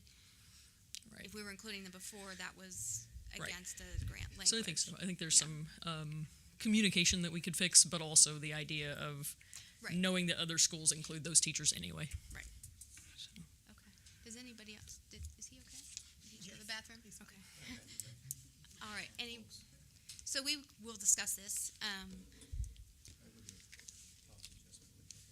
We could look at it. Do we need to adjust that? We just want to make sure that our X's and O's are all Sure, together. I understand. but And again, I know the grant language Yeah. is difficult. It's kind of, and, we're bound to that. and you were so. trying to correct some errors in the past. Yeah. That's absolutely, I acknowledge that. Okay. All right. Thank you, Lacey. Thank you. All right. Next, I have Rebecca Kelly. She's giving me her minutes for 3 minutes. So, I'm McKenna Bowser. My card's in there too. We didn't know how to go about someone yielding their 3 minutes to me, so hers is in there. yeah, so we're not going to do the yielding the time. Do you have, she's here? Yeah, she's right here. That's her, but I'm speaking. You're going to read something that she wrote? She wants 6 minutes. Okay, so that won't work. You are welcome to each speak 3 minutes. If you don't want to speak, you can give us something written. Like halfway through, she can come up and read. Okay? Yeah. Okay, so Rebecca Kelly, do you want to start? Can I start? Yes, what's your name? I'm sorry. McKenna Bowser. Okay, sorry to be difficult. McKenna Boucher, and when you're up at 3 minutes, she can come up too.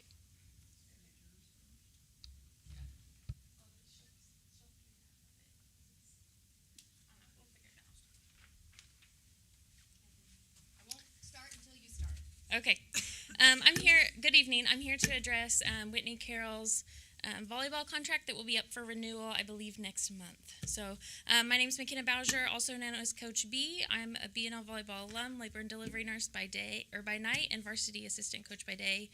I've had the joy of coaching alongside Whitney these past 2 seasons. In these past 2 seasons, I've been able to I've watched her work her tail off to better this program and help lead them to doubling their win record, taking the first sectional game wins since 2017 for BNL volleyball, attend numerous coaching clinics, constantly working to better herself as a coach and stay late in the gym to help athletes.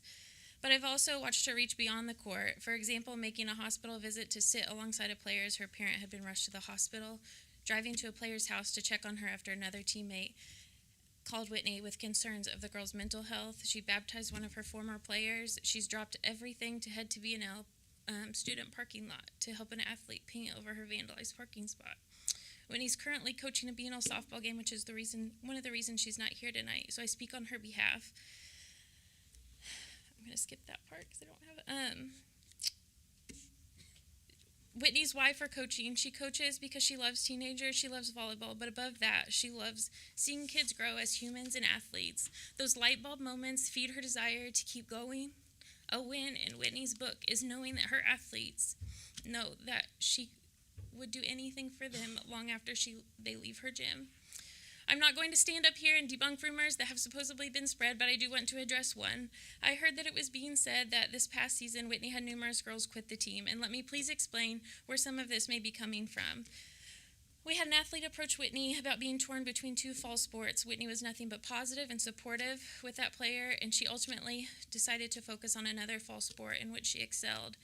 Two other players approached Whitney with concerns of the time commitment that volleyball would be, but still wanted to be a part of BNL volleyball and expressed interest in being a manager for us. At the conclusion of tryouts last season, she brought 4 girls into her office, expressed to them that we love having them around and in the gym, but due to the number of players, they wouldn't get much playing time, and she wanted to respect their time and gave them the option. 2 stayed and 2 chose to walk away. So yes, there's 5 athletes that I named that chose not to play volleyball and still have a great relationship with Whitney today. The other rumors I've heard spreading couldn't be farther from the truth. I am present for nearly every conversation and interaction she's had with those girls, and nothing that has ever concerned or worried me in the slightest. I wouldn't be here today if those things were true. I have 3 little girls of my own, a 7-year-old, a 5-year-old, and a 3-month-old, and I would never treat the athletes or tolerate someone treating those athletes in ways that I wouldn't want my own girls treated. I urge you to ask yourself this question: whoever the person or the people are that are filling your head with these untrue things about Coach Whitney, what is their motive here? I'd say it's a strong possibility that it's for their own or their child's own personal gain and not for the betterment of this team or those girls. Coaching alongside Whitney, I'm almost done. Coaching alongside Whitney these past few years has been such a joy and a pleasure, and the things that I've learned from her I'll take with me for a lifetime. You'll be hard-pressed to find a coach more dedicated and loyal to this program, and you won't find someone who cares more for these girls than Whitney. Thank you. Thank you. Rebecca, did you want? Okay.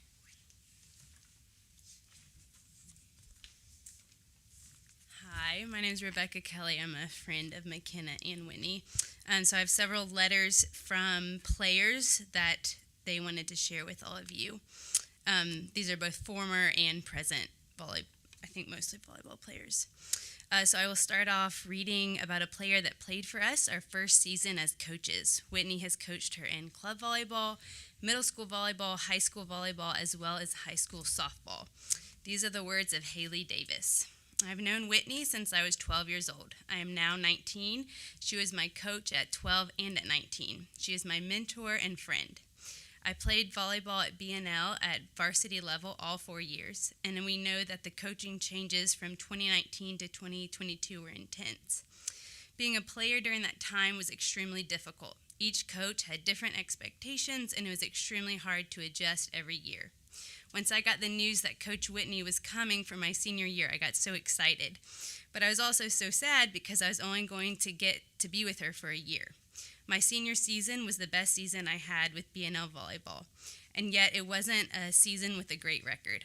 Coach Whitney does so much for this program. Alongside of teaching girls how to actually play the sport, she instills mental toughness, positive attitudes, and she gives a reason for everything she does. She makes it so much more than volleyball. You're not supposed to like your coach all the time, but coming from experience, I could never say mad at her because all she ever did was make me a better volleyball player and person. I'm very thankful to have had her as my coach and now have her as my friend.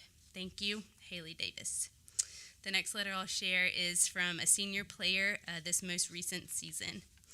Hi, my name is Kendall Alvey, and I would like to speak on behalf of Whitney Carroll. I'm currently a graduating senior and finished off my last volleyball season last November. One thing I've learned from Coach Whitney in the last 2 years is that you have to set a goal. Our goal as a team this year was to work together as one unit and to have fun on the court. As a personal goal, I would try and lead my team throughout our games and play with 100% effort, like Coach Whitney taught me. As for Coach Whitney's goal, she wants to grow and build our BNL volleyball team into something great. In just her second year, we won our first sectional game since 2017. This is her sole purpose as a coach, to build our program along with teaching her players life lessons. She taught our team how to communicate, have leadership, and perseverance. These lessons that she taught us not only has changed the way we all played, but it impacted our day-to-day lives inside and outside the classroom. In my 4 years of high school, I've had 2 different coaches. If there's anything I've learned from having multiple coaches, it's that it's extremely hard to build a program with only 2 years. It's also extremely hard on us players. We had to grow and adapt to new changes in the way our new coach ran things. Be done. Thank you.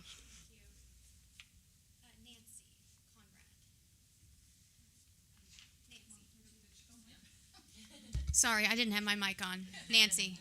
Sorry. I'm old, so. I'm Nancy Conrad. I want to thank you for this opportunity. I want to tell you I've been impressed with the process so far. We were made aware that this might happen next month, that Whitney would be released from her position, and I'm here because I'm very passionate about student athletes and kind of the game of volleyball too. I came through a storied legacy program at Springs Valley High School. Leslie Akers was my coach and my mentor.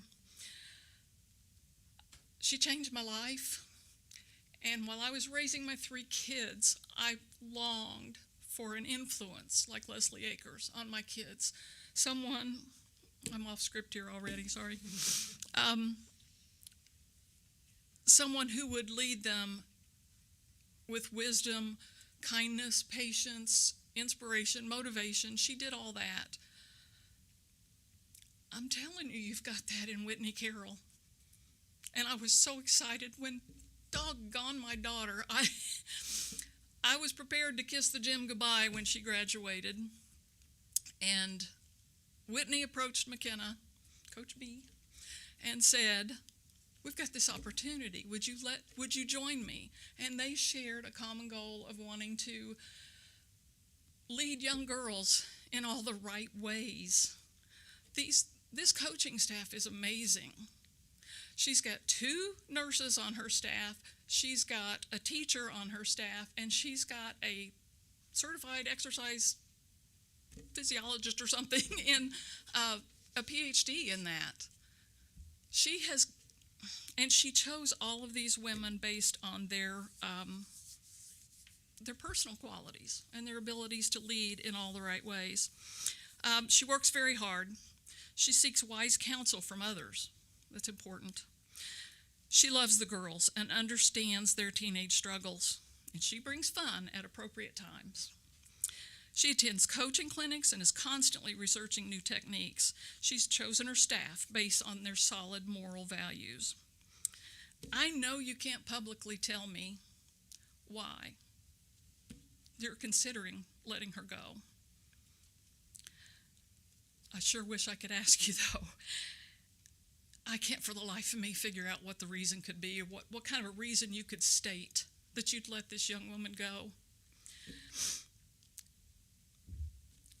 Their motivation, whoever this person is, person or people who have convinced you that this is the right thing to do, what's their motivation? It's got to be for personal gain. Is it playing time for their own kid? Is it vengeance over a discipline issue? Is it power? Control? I can assure you these young women do not have that kind of motive. It's all about those girls. It's all about teaching them and leading them, not just in volleyball, but in life. Please don't force a future legendary coach out of this school. She reminds me so much of Leslie Akers. the late, great Leslie Akers. Great things are happening in this volleyball program. Please don't let that go. Thank you. Thank you. Jennifer Quast? Did I?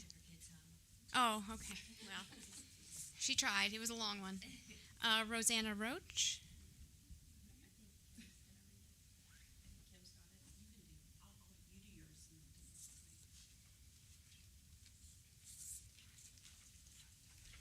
Hi there. My name is I'm Jennifer's mom. So, thank you for listening to us tonight. Is this Rosanna or Kim? I'm sorry. I want to make sure. I'm Rosanna. Okay, got it. Because I were too. Sorry, go ahead. My name is Rosanna Roach, and I have been involved in volleyball for over 20 years.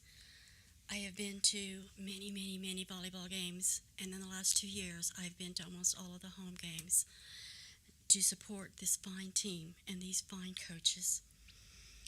I can see how hard the coaches have all worked in the last 2 years to improve the girls' abilities. All individuals and team stats have improved greatly. Effective jump serves, slide back sets, and other plays were being executed flawlessly. Opposing coaches, other athletic directors, and the officials have all commented on how fun it is to watch BNL now because it is a competitive game. They see BNL becoming the powerhouse it once was. Whitney Carroll has worked tirelessly in starting elementary volleyball and a club feeder program. She has worked closely with Frank at the Boys and Girls Club to lend support, explain how to best operate their program, and supplied coaches and players to help out. She started and got approved to bring back FCA, the Fellowship of Christian Athletes, to begin next year. We should all be proud to have 2 nurses, a teacher, and a PhD in exercise science to assist Whitney. With emphasis on women's sports, what an awesome group of female coaches we have. With Lauren's expertise, we didn't lose any players during either season to volleyball injuries, and I've been around for a long time, and that's very rare. So many things are getting done right, including BNL winning 1 game in a sectional tournament, and that feat hasn't been done in 6 years. We should be looking forward to the 2024 year under such good coaches instead of trying to replace them. Our present coaches have attended coaches clinics to get even better. Whitney has spent time on books, podcasts, The Art of Coaching, a volleyball program with weekly online Zoom meetings with a group of mentors. Isn't this the kind of coach we want? She works so hard to improve not only herself, but every girl on those teams. A group of coaches who care about the players, not only what they do on the floor, but also off the floor. This BNL program has been lacking consistency for many years. We need consistency, and so do our girls. We have a coach now and assistants who are growing this program. Please don't stop it. Let it continue. Jeff Callahan, who has been BNL's Quality Athlete Director for 21 years, recommends that Whitney stay. I don't know who you're listening to say that you don't want her anymore, but I think you should be listening to your athletic director. He knows what's best for this volleyball program. Real quick, if I was you, I'd be listening to Jeff. The weight of his position should be valued and respected. He recommends Whitney for this position. I think you should too. Thank you. And Kim Raines.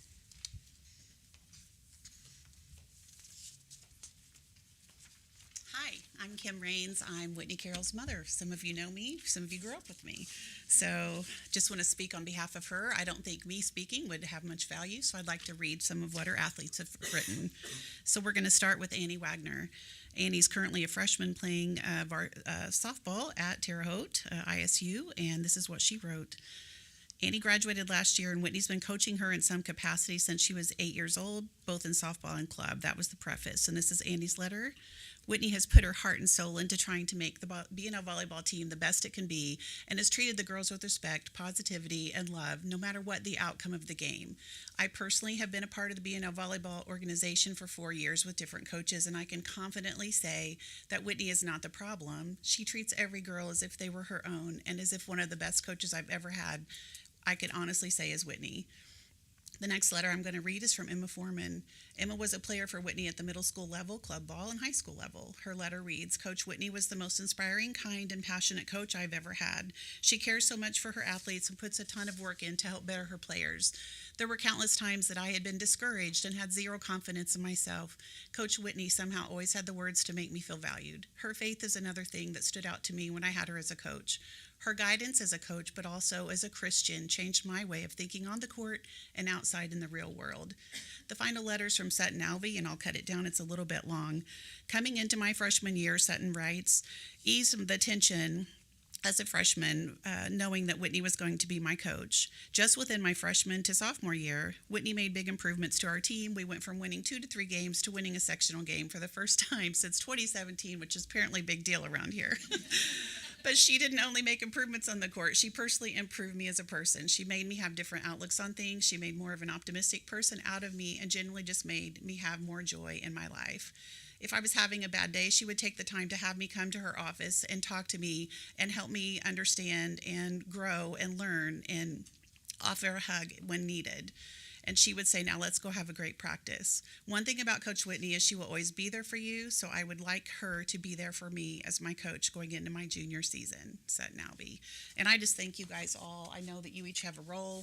You have a job to do. Hi. And it's just very difficult when things like this get ugly and messy, and I just want to let you know the respect I have for each one of you.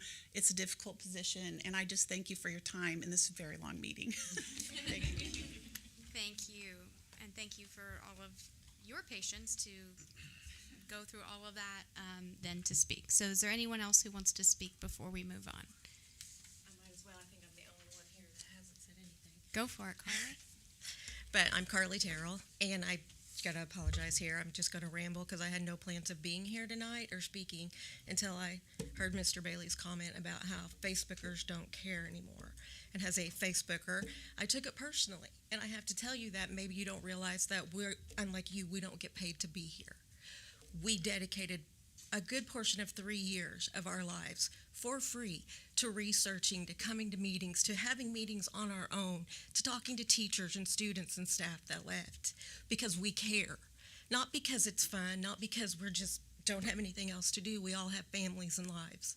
And your statement saying that because no one was here Facebooking that OMS work session, it means we don't care, just shows how out of touch you are with this community that you represent. I just really, the look on your face right now as you hide your mouth with your hand, I just don't understand why you want to make the comments you make. But since you wanted pointed out, I guess if I have to hold this camera at every meeting in your face to get you to understand that I do care, that's what I'll do.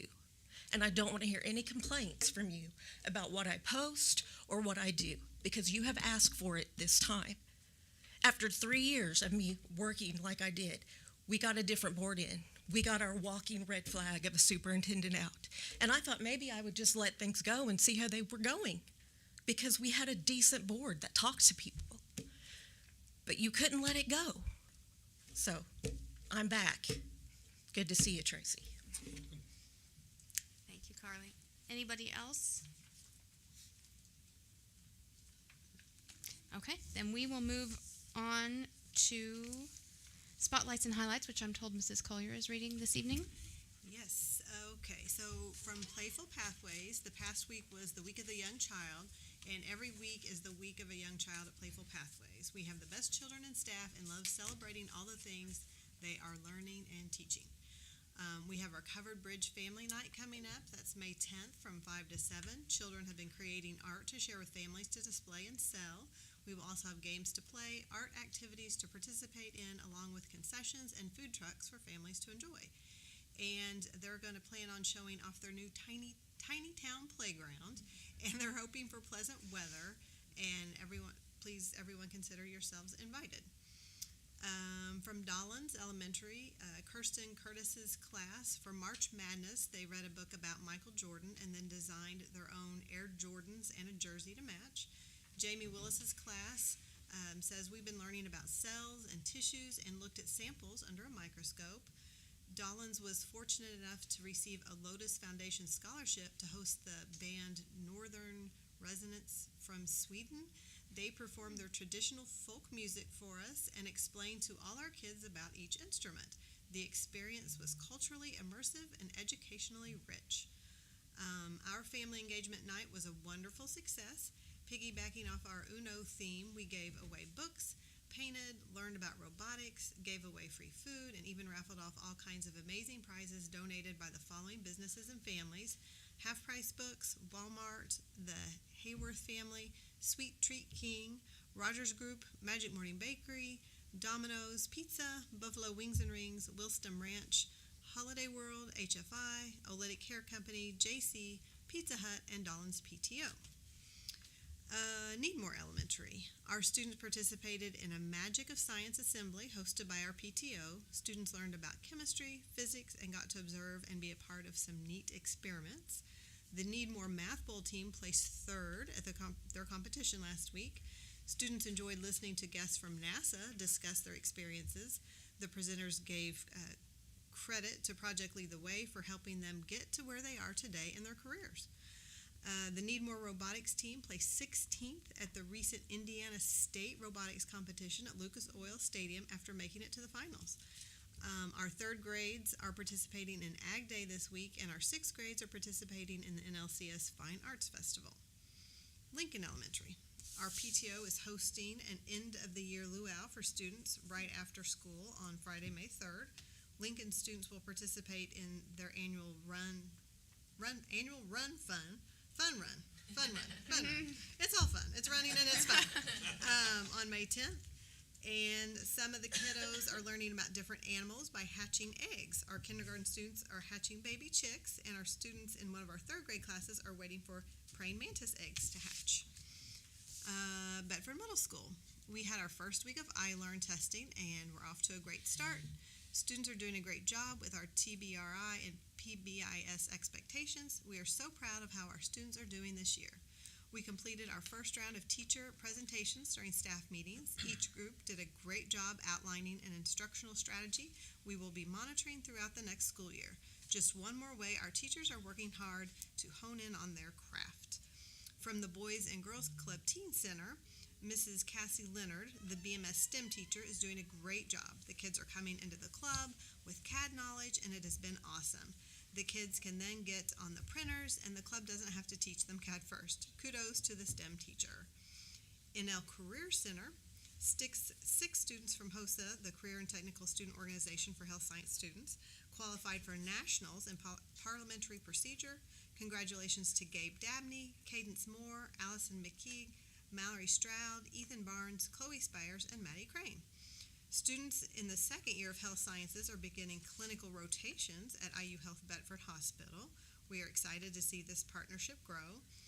Business and industry partners of the North Lawrence Career Center participated in the 3E Expo, that is Enroll, Enlist, and Employ, on Tuesday, April 16th. Over 50 vendors were available for all B&L juniors and seniors to visit.